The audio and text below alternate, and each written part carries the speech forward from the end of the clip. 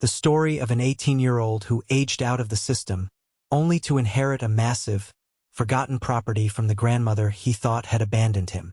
What he found in the cellar of that old farmhouse wasn't just about the past. It was about a choice that would define his entire future. If stories like this mean something to you, if you've ever felt lost and then found a piece of yourself where you least expected it, consider subscribing. We build a community here around stories that matter. Now, let me tell you what happened on the day I walked out of St. Jude's home for the last time. The air on that Tuesday morning in October tasted like metal and freedom, a combination I'd only ever dreamed about. For 12 years, my world had been confined to the polished linoleum floors, the pale green walls, and the rhythmic, soul-crushing certainty of St. Jude's. It wasn't a bad place, not in the way you read about in horror stories. There were no cruel matrons or starving children. There was just nothing, a profound, echoing emptiness where a life was supposed to be. My existence had been a collection of scheduled meals, scheduled classes, and scheduled moments of quiet desperation in a bunk bed that smelled faintly of disinfectant and the ghosts of all the other boys who had slept there before me. On my 18th birthday, they handed me a small cardboard box containing my entire life. A few worn paperbacks, a faded photograph of a woman I barely remembered, a birth certificate, and a thin state-issued check that was supposed to be my launchpad into the world. It felt less like a launchpad and more like a push off a cliff. I stood on the wide, cracked concrete steps of St. Jude's, a single duffel bag slung over my shoulder, and watched the heavy oak doors swing shut behind me. The sound was so final, a dull thud that vibrated through the soles of my worn-out sneakers. For a moment, I couldn't breathe. The world outside was too big, the sky too vast. I was a ship without a rudder, a story without a first page. I had no one. The woman in the photograph, my grandmother, had dropped me off here when I was 6 years old, a screaming, confused mess of a boy clinging to her leg. She'd promised she would be back. She never came. The official story was that she had passed away a year later, leaving nothing behind. The unofficial story, the one I told myself in the dark, was that she had simply walked away. I was too much, too broken, a reminder of a life she wanted to forget. I clutched the strap of my duffel bag, the cheap canvas digging into my shoulder. The city bus hissed to a stop at the curb, its doors sighing open like a tired beast. This was it, the beginning of whatever came next. As I took a step forward, a voice called my name. Lau. I turned. A woman in a sensible navy blue pantsuit was walking toward me, her expression a careful blend of professional sympathy and exhaustion. It was Ms. Albright, my last in a long line of caseworkers. I thought our final meeting yesterday was the end of it. She held out a thick manila envelope, sealed with a strip of clear tape. "This came for you," she said, her voice flat. "It was sent to our main office, instructed to be given to you on your release day." Not a minute before I took the envelope. It was heavy, substantial. My name, Leo Vance, was written across the front in an elegant, spidery script that felt ancient. "What is it?" I asked, my own voice sounding rough and unused. "I have no idea," she replied, giving me a small, tight smile that didn't reach her eyes. "Good luck, Leo," and with that, she turned and walked back to her beige sedan, leaving me alone again on the sidewalk, holding a mystery. I sat on the hard plastic bus seat, the envelope on my lap, and watched the familiar gray buildings of my childhood slide past the window. I didn't open it. Not yet. Part of me was afraid it was a mistake, a cruel joke. Another part was afraid it was real. The bus dropped me at the downtown transit station, a place humming with the chaotic energy of 1,000 different lives intersecting. I found a quiet corner, a plastic chair bolted to the floor next to a vending machine, and finally tore open the seal. Inside was not one, but 2 smaller envelopes. The first was on crisp, expensive-feeling paper, with the letterhead of a law firm, Finch & Associates, attorneys at law. The address was for a town I'd never heard of, Havenwood Creek. The letter was brief and formal.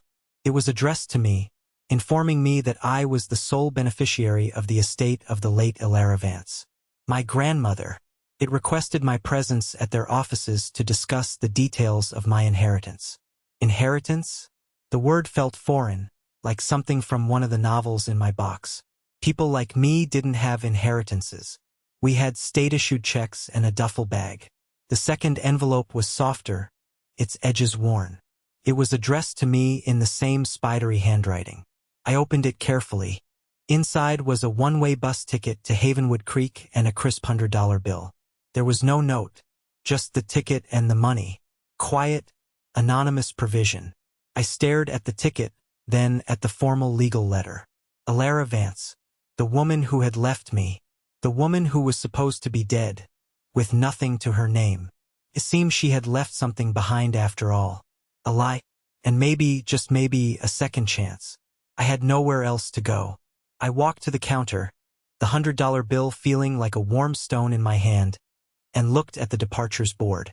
The next bus to Havenwood Creek left in an hour. The journey to Havenwood Creek was like traveling back in time.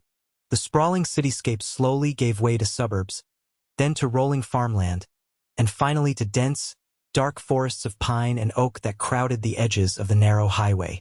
The bus was mostly empty, and I pressed my forehead against the cool glass, watching the world transform.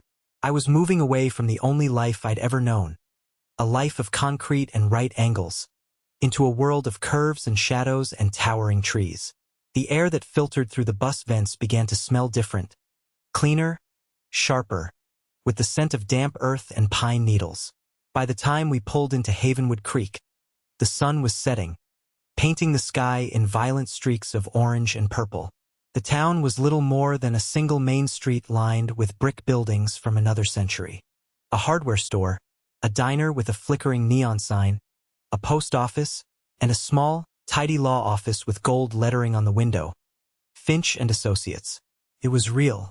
I stepped off the bus, my duffel bag feeling heavier now, and stood on the quiet sidewalk. A few people passed, nodding a polite, curious hello. It was unnerving. In the city, you learn to keep your eyes down to make yourself small. Here, it seemed people actually looked at each other. The next morning, I walked into the law office.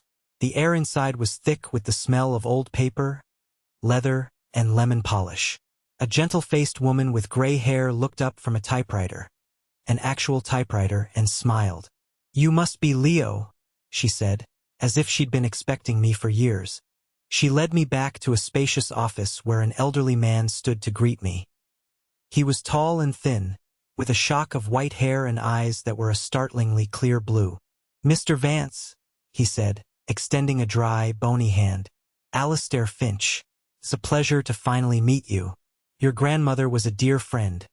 He gestured for me to sit in a worn leather chair that sighed as I sank into it. He didn't waste time with pleasantries. He opened a thick file on his desk. The papers inside yellowed with age. "Leo," he began, his voice calm and steady. "Your grandmother Alara was a remarkable woman. I know you may have questions about the past, about why things happened the way they did. I can only tell you what I know, which is that every decision she made to protect you." I wanted to scoff, to yell. "Protect me?" She abandoned me. But I held my tongue, my hands clenched into fists in my lap. I just nodded, a tight, jerky movement. "When Alara passed," he continued, "she left her entire estate to you. It becomes legally yours on your 18th birthday." He paused, looking at me over the rim of his glasses. "She owned a property just outside of town. A farmhouse, a barn, and the surrounding land. I waited for the rest. A small plot, maybe an acre or two. Enough to be a burden." "How much land?" I asked, my voice barely a whisper. Mr. Finch looked down at the file, then back at me. 500 acres, he said. The number didn't register at first. It was too large, too abstract. 500 acres. It was a kingdom. It was a mistake. 500. I repeated, sure I had misheard. "That's correct," he said calmly. "The Vance homestead has been in your family for generations. It's mostly timberland, some pasture. It's quite something." He slid a large, folded map across the desk. I opened it. It was a topographical survey, and a huge section of it was outlined in red ink. My land. my kingdom. I felt a dizzying wave of vertigo. Yesterday I had nothing. Today I was a landowner. But the feeling was quickly followed by a cold spike of suspicion. There was always a catch. What's the catch? I asked, my voice hardening. Mr. Finch sighed. A long, weary sound. There are always catches, son. The property has been vacant for some time. The house is old. It will need work. And there are outstanding property taxes. A significant amount. Your grandmother was on a fixed income. She managed to hold on, but she fell behind these last few years. He named a figure that made the state-issued check in my pocket seem like a joke. The hope that had flickered to life in my chest sputtered and died. Of course, it was a trap, an inheritance I couldn't afford to accept. A cruel joke from a dead woman. So I own a pile of debt, I said, the bitterness coating my words. Not necessarily, Mr. Finch said, leaning forward. There is another option.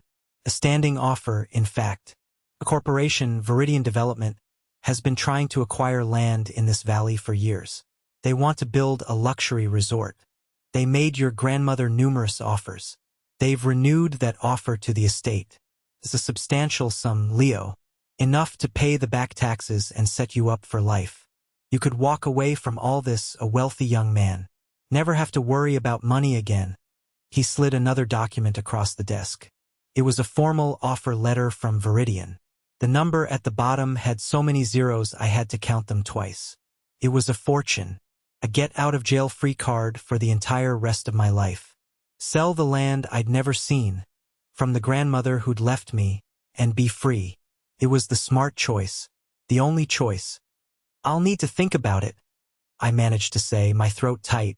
Of course, Mr. Finch said, his blue eyes studying me with an unreadable expression. The offer is open, but they are persistent. In the meantime, the property is yours. You should see it before you decide. He reached into a drawer and pulled out a heavy, old-fashioned iron key attached to a simple wooden fob and a small, sealed envelope, identical to the one that had held the bus ticket. Your grandmother left these for you as well, he said, his voice softening. She asked me to give you the key and this letter. Her instructions were very specific. You are to read it only when you arrive at the house. I took the key. It was cold and heavy in my palm. A solid, tangible piece of a life I knew nothing about. I took the letter, the paper feeling fragile and ancient. The same spidery script. My name. Leo. I left the office clutching the key and the letter, my mind a swirling chaos of numbers. The number of acres. 500. The amount of back taxes. The staggering figure on Viridian's offer letter. It was all too much. I needed air. I needed to see it.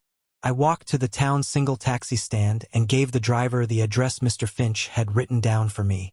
The driver was a burly man with a kind face and a thick gray beard. He grunted when he saw the address. The old Vance place, he said, his eyes meeting mine in the rearview mirror. Haven't been up that way in years. Your grandmother, Alara, she was a tough old bird, kept to herself. But she knew that land better than anyone. The taxi ride was short, but it felt like another journey into the past. We left the small town behind and turned onto a gravel road that wound its way up into the hills. The trees grew thicker here, their branches forming a canopy overhead that dappled the road in light and shadow. The air grew cooler, smelling of pine and wet leaves. Finally, the driver slowed and pulled over next to a rusted metal gate hanging crookedly on its hinges. A faded wooden sign nailed to a post read simply, Vance. This is it, the driver said. Road gets rough from here. You'll have to walk. I paid him, my hands trembling slightly, and got out. He didn't drive away immediately. He watched me for a moment, his expression thoughtful. That land has a spirit, kid, he said, leaning out his window. Listen to it. Then he put the car in gear and drove away, leaving me alone in a cloud of dust and the profound, intimidating silence of the forest. I pushed the gate open. It screamed in protest, the sound echoing in the quiet air. Before me, a dirt track, more of a trail than a road, disappeared into the trees. My heart was pounding, a frantic drum against my ribs. I slung my duffel bag over my shoulder, the iron key clutched in my hand like a talisman, and started walking. I was walking toward a house I'd never seen, on land I now owned, to read a letter from a ghost. I didn't know if I was walking toward a home or a trap. I only knew that I couldn't turn back.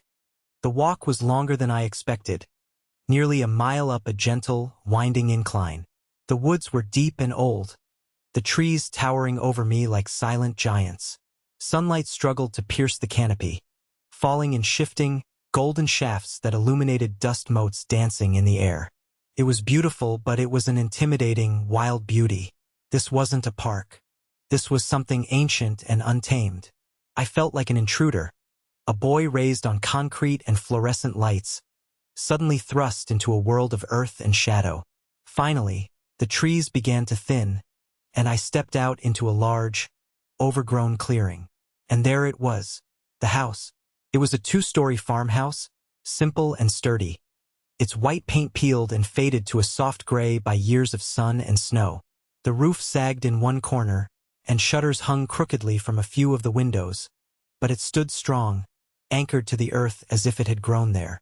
A wide porch wrapped around the front, its steps choked with weeds. To one side stood a massive red barn, its doors shut tight, and beyond the clearing, rolling fields of tall, golden grass gave way to the dark line of the forest, which stretched all the way to the distant, hazy blue mountains. 500 acres. It was real. I could feel the sheer scale of it pressing in on me, an immense, silent weight. I walked slowly up the overgrown path to the porch, my sneakers sinking into the soft earth. The air was still and warm, buzzing with the sound of insects. I reached the front door, its wood weathered and splintered. The keyhole was dark and forbidding. My hand was shaking as I lifted the iron key. It slid into the lock with a gritty, metallic scrape. I turned it. The mechanism inside groaned, then clicked, the sound impossibly loud in the silence. I pushed the door open. It swung inward on creaking hinges, revealing a world of dust and shadows. A fine layer of gray dust covered everything, coating the floors, the furniture, the very air itself. The house smelled of dust, of old wood, of time itself. Straight ahead, a staircase led to the second floor.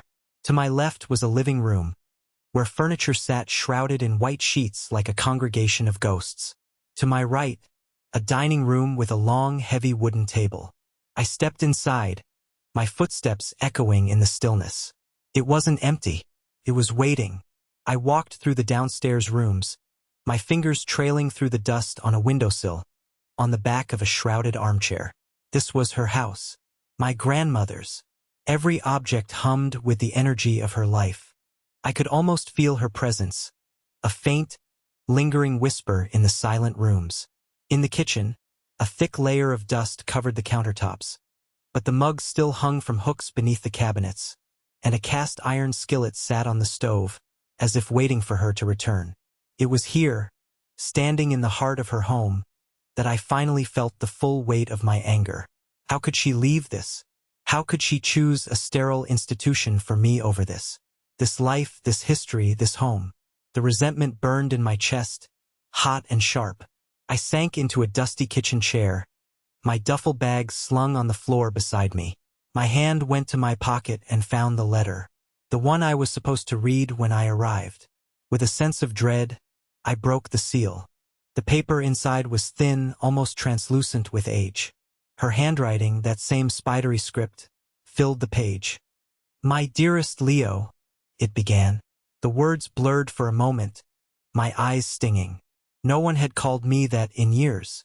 It was always Vance. "If you are reading this, then I am gone, and you have come home. I know you must have so many questions. I know you must be angry with me. I don't blame you. I have lived with the weight of my choices every single day since I left you at St. Jude's. I hope one day you will understand that I did it not because I didn't love you, but because I loved you more than anything in this world. This house, this land, it is your birthright. It is in your blood, but it is also a great burden. There are people who want this land, people who will tell you it is worthless, and in the next breath offer you a fortune for it. Do not trust them. The value of this place cannot be measured in dollars.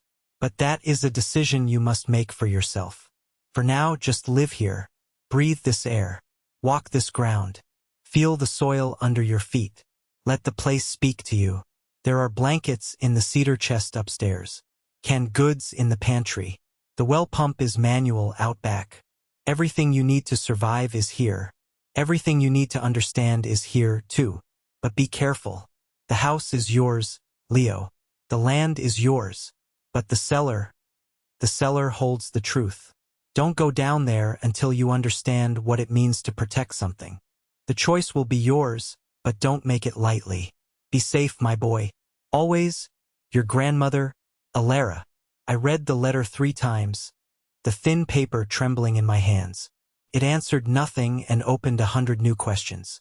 Protect something? The cellar holds the truth? It felt like a riddle, a last, frustrating piece of misdirection from a woman I had never been allowed to know. I looked around the kitchen and my eyes fell on it for the first time. In the corner, almost hidden in the shadows, was a heavy wooden door set flat into the floorboards. It had a thick iron ring for a handle and was secured by a heavy, rusted bolt. The cellar door. A cold dread trickled down my spine. Whatever was down there, she had been afraid of it, or afraid of me finding it. The letter had felt like a warning. A deep, primal instinct screamed at me to leave it alone, to take Viridian's money and run, to sell this dusty, haunted place and never look back. It was the sensible thing to do. It was the sane thing to do. But I couldn't. Her words, "I loved you more than anything in this world," echoed in my head. I had to know. I had to understand why. I spent the rest of the day in a daze, exploring the house. Upstairs, I found her bedroom. It was simple, neat. A handmade quilt on the bed. A stack of books on the nightstand. In a small, dust-covered wooden box, I found a photograph. It was of me, a toddler with a toothy grin, sitting on her lap. We were on the front porch of this very house, and she was looking down at me with an expression of such fierce, absolute love that it stole the air from my lungs. This wasn't the face of a woman who abandoned her family. This was the face of a protector. The first few days were a blur of hard, physical work. I found the well pump and, after a rusty, squealing struggle, managed to get clean, cold water flowing. I swept years of dust and cobwebs out of the rooms, my muscles aching with the unfamiliar labor. I pulled the sheets off the furniture, revealing solid, handcrafted pieces of wood that shone with a deep, warm glow even under their layer of grime. I was slowly, painstakingly, bringing the house back to life. Or maybe it was bringing me back to life. The silence was no longer intimidating. It was peaceful. The hard work tired my body and quieted the noise in my head. I spent the evenings on the porch, watching the stars come out. A brilliant, breathtaking canopy of light unlike anything I had ever seen in the city. The sky there was always a hazy, polluted orange. Here, it was a deep, velvet black, scattered with diamonds. I was beginning to feel it, what she had written about. The way the place spoke to you. It wasn't in words. It was a feeling in my bones. A sense of belonging that I had never known. I started walking the land, exploring the 500 acres that were mine. I followed deer trails through the deep woods, discovered a clear, fast-running creek, and climbed a high ridge that gave me a panoramic view of the entire valley. The sheer, untamed beauty of it was overwhelming. This was my land. The thought was still staggering. A week after I arrived, a crisp, official-looking envelope appeared in the rusty mailbox at the end of the long drive. It was from Viridian Development. The letter inside was polite but firm. It restated their offer, but this time it was higher. Significantly higher. They mentioned the burden of the back taxes, the cost of repairs, the isolation. They painted a picture of a difficult, lonely life and offered me an easy way out. A check with enough zeros to make all my problems disappear. The letter ended with a sentence that sent a chill down my spine. We believe a quick sale would be in everyone's best interest. It didn't sound like a suggestion. It sounded like a threat. I stood on the porch, the letter in my hand, and looked out at the rolling hills and the dark, protective line of the trees. Her words came back to me. There are people who want this land. Do not trust them. I crumpled the letter in my fist. The anger was back, but it was different now. It wasn't the hot, resentful anger of a wounded boy. It was a cold, clear anger, a protective anger. I was beginning to understand what she meant. Every day I spent here, every floor I swept, every trail I walked, I was putting down roots. This place was becoming a part of me. Selling it felt less like a business transaction and more like a betrayal, like cutting off a piece of my own soul. That night I couldn't sleep. The house was quiet, but my mind was screaming. The Viridian offer on one side, my grandmother's cryptic warning on the other. And in the middle of it all, the cellar door. It loomed in my imagination, a dark, unanswered question. I knew, with a certainty that settled deep in my gut, that I couldn't make a decision about the land, about my future, until I knew what was down there. Her letter had told me to wait until I understood what it meant to protect something. Staring out at the moonlit fields that were my home, my birthright, I thought maybe, just maybe, I was starting to. Listen, if you've made it this far, you know this feeling. The feeling of standing in front of a door you're afraid to open, because you know whatever is on the other side will change everything. It's that moment where your life splits into two paths, the before and the after. Have you ever had a moment like that? A choice that terrified you but that you knew you had to make? Let me know in the comments. Your story matters here. This community is built on people who have gone through the fire and come out the other side. We see you. Now let's get back to that cellar door. The next morning, I woke with a sense of grim determination. I made a cup of instant coffee, the last of my supplies from town, and sat at the kitchen table, staring at the iron ring on the cellar door. The fear was still there, a cold knot in my stomach, but it was overshadowed by a fierce, burning need for the truth. I was done being a passive character in my own life. I was done letting other people's choices and secrets define me. I found a heavy crowbar in the barn, its metal cold and solid in my hands. I went back to the kitchen, took a deep breath, and wedged the tip of the crowbar under the rusted bolt. It wouldn't budge. I put all my weight into it, my muscles straining, the metal groaning in protest. For a heart-stopping moment, I thought it was fused shut, that the secrets would stay buried forever. Then, with a sudden, sharp crack that echoed like a gunshot in the silent house, the rusted metal snapped. The bolt was broken. My heart hammered against my ribs. There was no turning back now. I knelt, gripped the cold iron ring with both hands, and pulled. The door was incredibly heavy, made of thick, solid oak. It lifted with a deep, groaning complaint, releasing a gust of cool, musty air that smelled of damp earth, stone, and something else. Something that smelled like time itself. I peered down into the darkness. A steep flight of narrow stone steps descended into blackness. A faint, earthy smell wafted up, the smell of a place that had been sealed for a very long time. I retrieved a flashlight from my duffel bag, one of the few practical things I'd thought to buy with the $100, and clicked it on. The beam cut a bright, lonely circle in the oppressive dark. I took a deep breath, held it, and started down the steps. The stone was cold and slick with dampness under my feet. Each step down felt like a step deeper into the past. The air grew colder, thicker. When my feet touched the dirt floor, I swept the beam of the flashlight around the space. It wasn't a normal cellar. It wasn't for storing jams or wine. The walls were reinforced with thick wooden beams, and the space was small, cramped, and meticulously organized. Shelves lined one wall, but they weren't filled with preserves. They were filled with boxes of documents, ledgers, and files. It looked more like an archive or a bunker than a farmhouse cellar. In the center of the room, sitting on a low wooden platform, was a large, heavy trunk. It was an old steamer trunk, banded with steel and secured with a heavy-duty padlock. It didn't look like it belonged in a cellar. It looked like it belonged in a vault. A new wave of dread washed over me. What had my grandmother been doing down here? This wasn't just a place for storage. This was a place for secrets. This was a command center.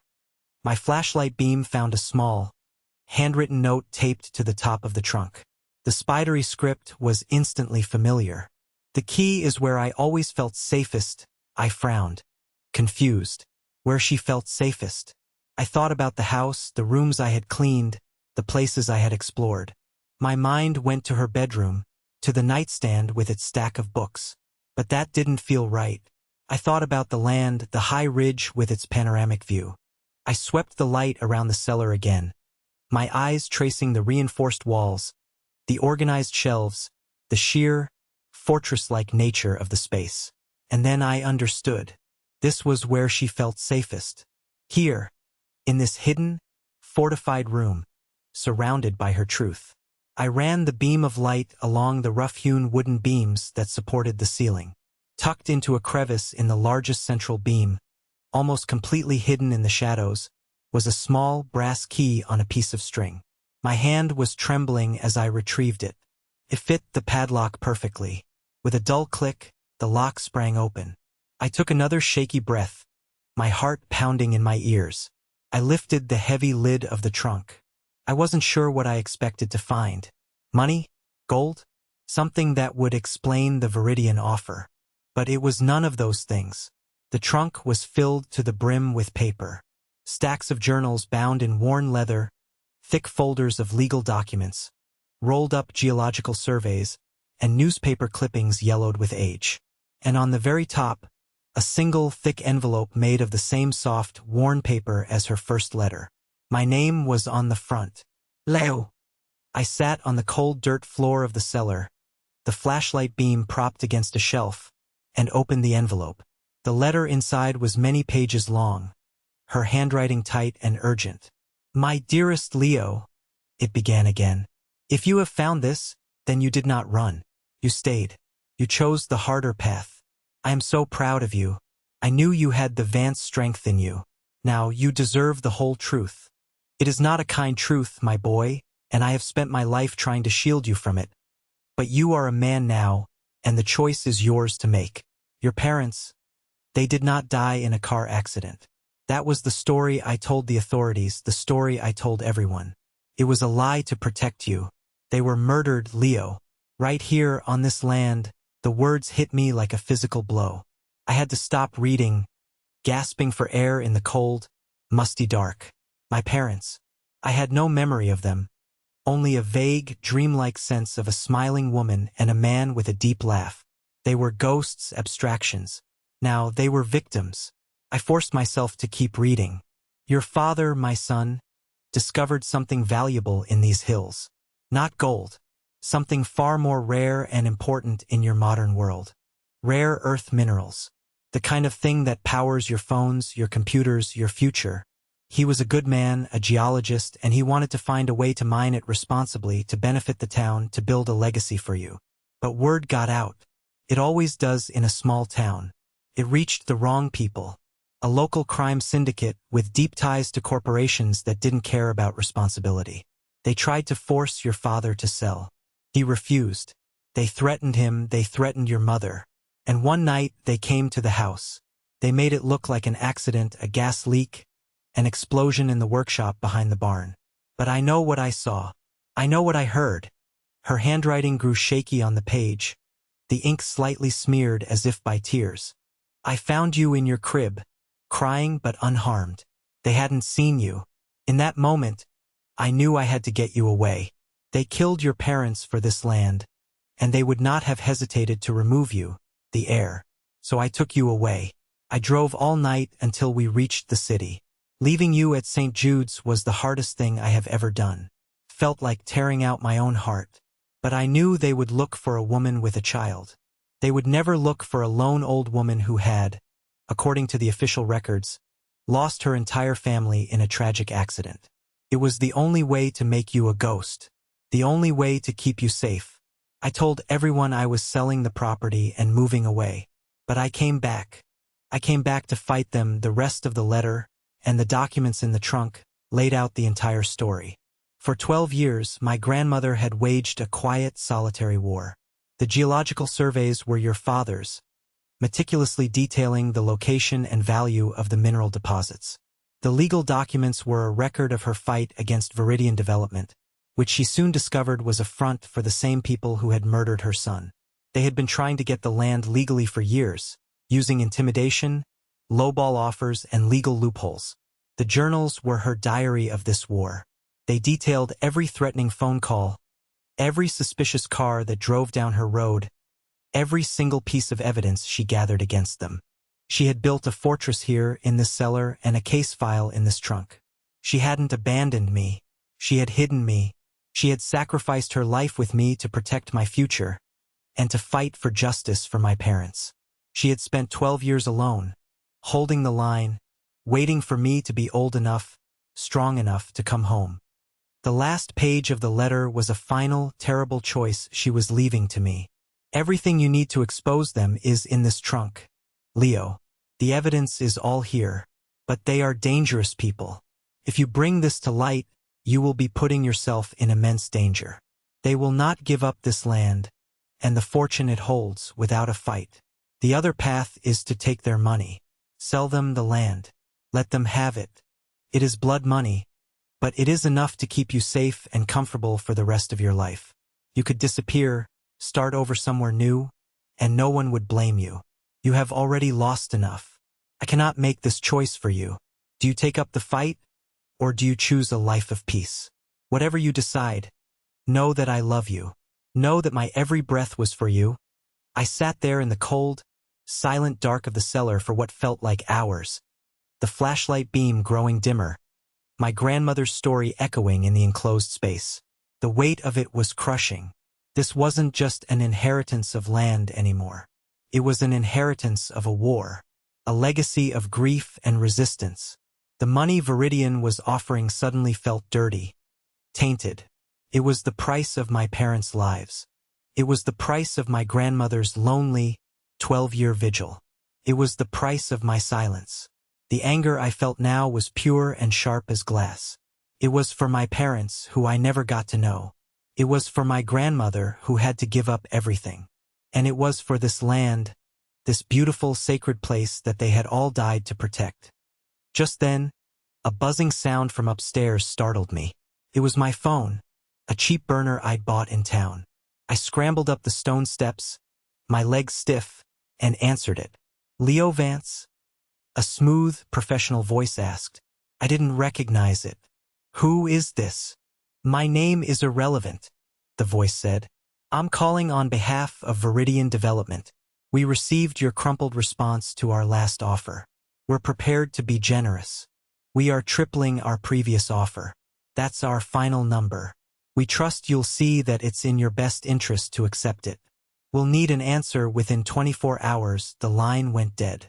Tripling the offer. It was a number so large it was almost meaningless. A king's ransom, and it came with an unmistakable threat. An answer in 24 hours. I stood in the dusty kitchen, the phone in my hand, the cool air from the open cellar raising goosebumps on my arms. The choice was no longer an abstract idea in a letter. It was here. It was now. I could take the money and run, become a ghost just as my grandmother had made me, and live a long, safe, empty life. Or I could stay. I could fight. I could become the man my grandmother had believed I could be. I walked out onto the front porch. The sun was rising, setting the eastern sky on fire.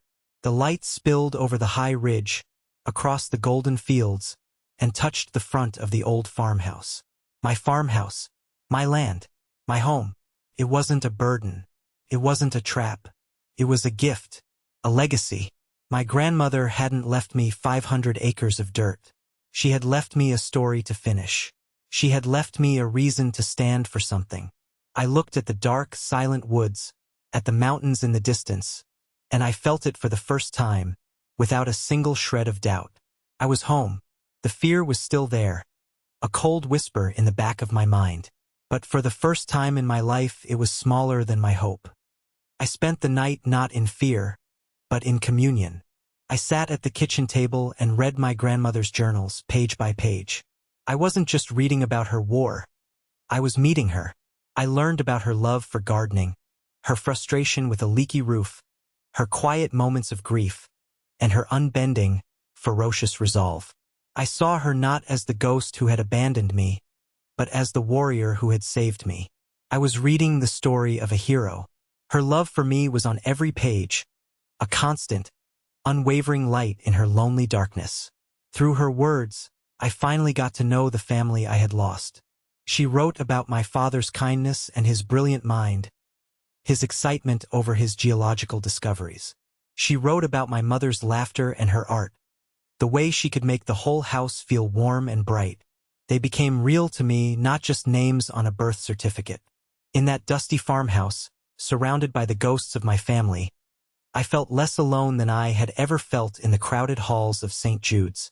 When the sun rose again, casting long shadows across the floor, I knew what I had to do. The 24-hour deadline was almost up. I found Mr. Finch's number and called him. "Leo," he answered, his voice tight with worry. "I was hoping you'd call. Viridian's local representative has been insistent. I have my answer for them," I said, my own voice clear and steady, a voice I barely recognized as my own. "Tell them no. The offer is rejected. The land is not for sale." There was a long silence on the other end of the line. I could hear the old lawyer breathing. "Son," he said finally, his voice heavy with a mixture of pride and fear, "are you absolutely sure? You understand what this means?" "I do," I said, looking out the kitchen window at the land that was mine. "I understand completely. And Mr. Finch, I need to see you. I have something to show you, something my grandmother left for me. It's time to finish what she started." The aftermath was not a simple, clean victory. It was the beginning of a long, grueling fight. I took the trunk from the cellar to Mr. Finch's office. He spent 2 days reading through the documents, his expression growing grimmer with every page. When he was done, he looked at me, his old blue eyes filled with a new respect. "Your grandmother Alara," he said, his voice thick with emotion, "was the strongest person I have ever known. This is a declaration of war, and it was." We took the evidence to the state authorities. An investigation was launched. Viridian Development fought back with an army of expensive lawyers, claiming the documents were forgeries, that I was an unstable, opportunistic kid. There were threats, veiled and otherwise. Cars would park at the end of my long driveway for hours. I received anonymous calls in the middle of the night. There were days when the fear was so intense it was a physical weight, pressing down on my chest. I thought about the money, about the easy life I had turned down. But then I would walk out onto the porch, breathe in the clean, pine-scented air, and feel the solid ground beneath my feet. I would remember my grandmother's words, my parents' stolen lives, and the cold resolve would settle back into my bones. I was not going to run. I wasn't alone in the fight. News travels fast in a place like Havenwood Creek. When the story began to leak out, the story of the big corporation, the local family, the land, people started to choose a side. The taxi driver who had called my grandmother a tough old bird dropped off a box of groceries on my porch one day. The woman from the diner left a hot casserole. A neighboring farmer, a man I'd never even met, showed up with his tractor and helped me clear a field that had been fallow for a decade. They didn't talk about the case. They just showed up. They had respected Alara's fierce independence, and now they were extending that same quiet, stubborn support to me. I started working the land in earnest. I repaired the sagging roof on the house, replaced the broken shutters, and planted a small garden in the same plot my grandmother had tended for 50 years. The physical labor was healing. With every nail I hammered, every weed I pulled, I felt like I was rebuilding not just a house, but myself. I was transforming a place of secrets and grief into a place of life and hope. The legal battle is still ongoing. It will likely take years. But the initial investigation, thanks to my grandmother's meticulous evidence, was enough to get a court-ordered injunction, stopping all of Viridian's activities in the valley. We won the first battle. The war isn't over, but for the first time it feels winnable. The house is no longer silent. It's filled with the sounds of my life, the creak of the floorboards under my own weight, the crackle of a fire in the hearth, the sound of my own quiet breathing in the deep of the night. It's not just a property anymore. It's not just an inheritance. It's my home. I often think about what inheritance really means. I came here thinking it was about money, about land. But what my grandmother truly left me wasn't 500 acres. It was a choice. She left me a legacy of courage. She taught me that home isn't a place you're given. It's a place you choose to stand your ground for, a place you choose to defend. She gave me back my family, my history, and my name. And that is a treasure worth more than any amount of money. What has your life taught you about the meaning of home? Is it a building? A piece of land? A feeling? Person? Share your thoughts below. The stories we share here, the lessons we learn from each other, that's how we build a community that feels like coming home. Thank you for listening.